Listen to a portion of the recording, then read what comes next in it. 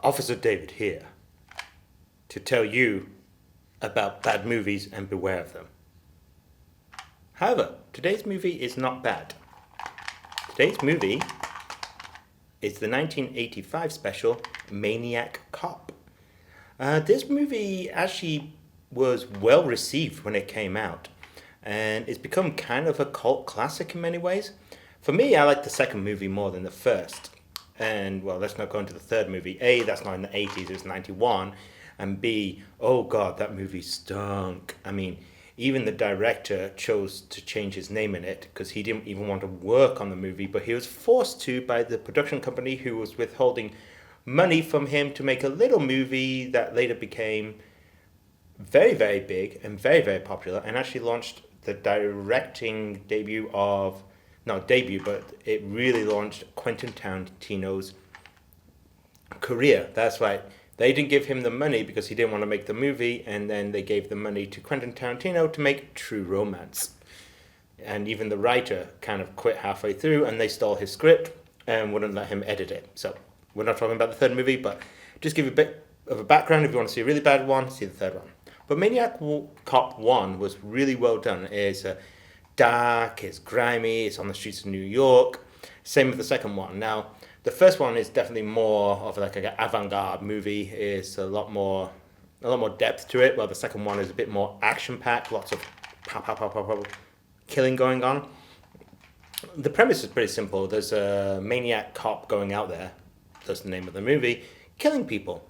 Now you find out that it's kind of weird. It's one of these movies where you actually do feel a little bit sympathetic to the villain in this case, which is being a cop, because he was a very, very good cop.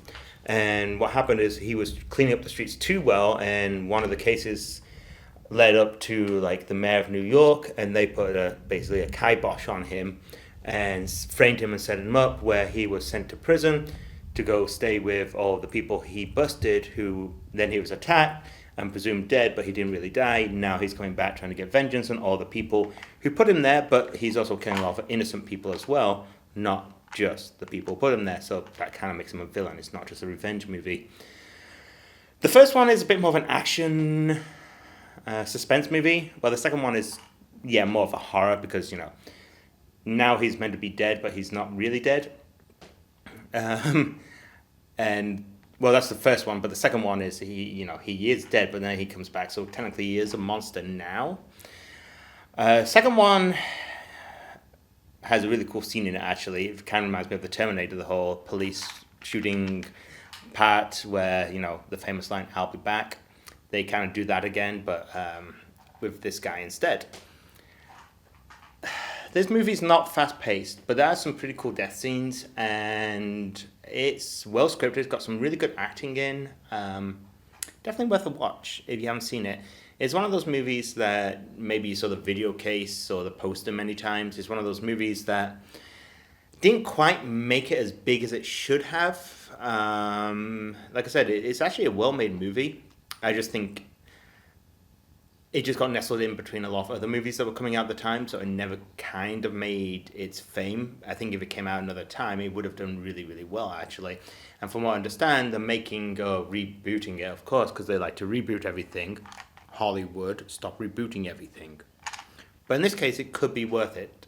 I guess they're just changing the name to Cop instead of Maniac Cop. So, is that just trying to say all cops are maniacs now? I'm not too sure. This is not a movie if you want a lot of action. This is not a movie if you want lots of light. It is a very dark, it's very grimy, it's 80s New York. And I have a fond spot in my heart for like the old New York where, it's grimy, there's graffiti, it's dangerous, but it still felt like just such an alive city. And, New York is still a great city. I still love going to New York. But it misses that certain edge to it these days. Everything's all neat and clean, and it's taken some things away from the charm of the city. So if you want to like relive the old New York, it's definitely worth watching this movie. Who do I think would like this movie? Well, people who want a bit of a story, because it does build up a story of who the villain is, and that's pretty cool. people who like a bit more of a slow paced and a bit more of an analytical movie, not just trying to be gory or scary.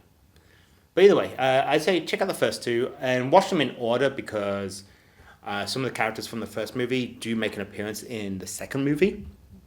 Actually, they were meant to make an appearance in the third movie as well, but basically they either declined it or because of the whole script issue, they had to rewrite it as well. There's a whole bunch, so I might do a special episode just on the background of that movie because it's not just the movie, it involves like international fun because there's a Japanese company was actually producing it.